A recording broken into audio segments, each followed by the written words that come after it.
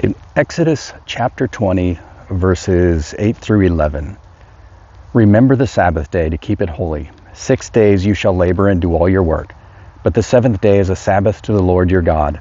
In it you shall do no work, you, nor your son, nor your daughter, nor your male servant, nor your female servant, nor your cattle, nor your stranger who is within your gates.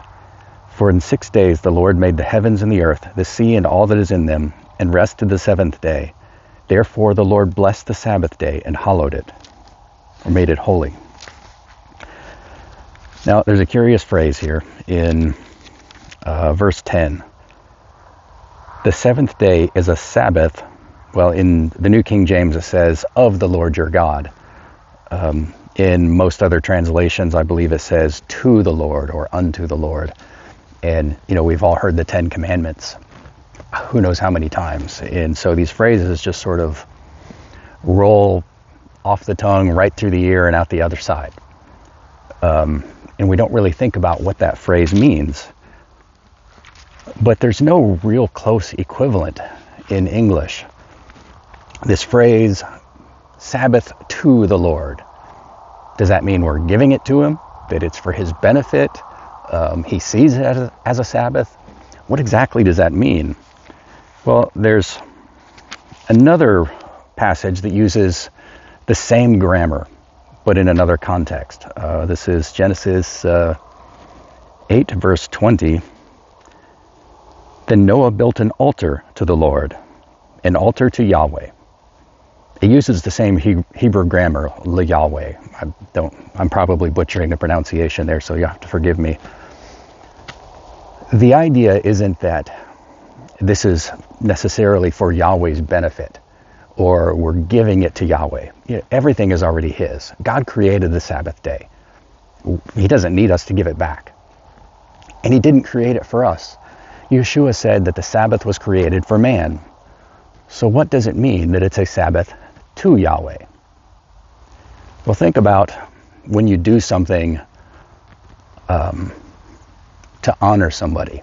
Say you throw a parade for somebody. This is a parade to our veterans, a parade to the memory of George Washington. Here's a toast to the happy couple getting married. It's something done in his honor. God established the Sabbath for the sake of his own name. And I said in a previous video that the Sabbath was planned from before the creation even began. That God kept the seventh day Sabbath. He rested on the seventh day, not because he was tired, but because it's part of his character. The Sabbath is part of who God is. And so he tells us, you keep the Sabbath to me. You keep it as a point of honor to me, because it's who I am and you are made in my image. Now, this passage in Exodus, let me go back to that. This says that God made the Sabbath day holy. In verse 11, therefore Yahweh blessed the Sabbath day and made it holy, or hallowed it in this translation. Means the same thing. God set this day apart from other days. And then he told us to keep it that way. Keep it separate. We're not allowed to say every day is holy. We keep every day the same. That is directly contrary to God's instructions. There are some contexts in which every day is the same. The sun rises, the sun sets. When Paul talks about one man honors one day and another honors another day, he's talking about fasting. If you're going to fast, it doesn't really make much difference which day you fast on, unless it's one of those days that God commanded you to eat, like Passover. But he was not talking about making every day holy. Holy literally means set apart. It's separate.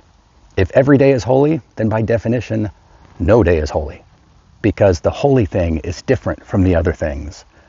God commanded us to keep this day different from other days. Not the first day, not the fifth day, the seventh day. And it matters because it's part of who God is. He created it for our benefit, but we do it to honor his name.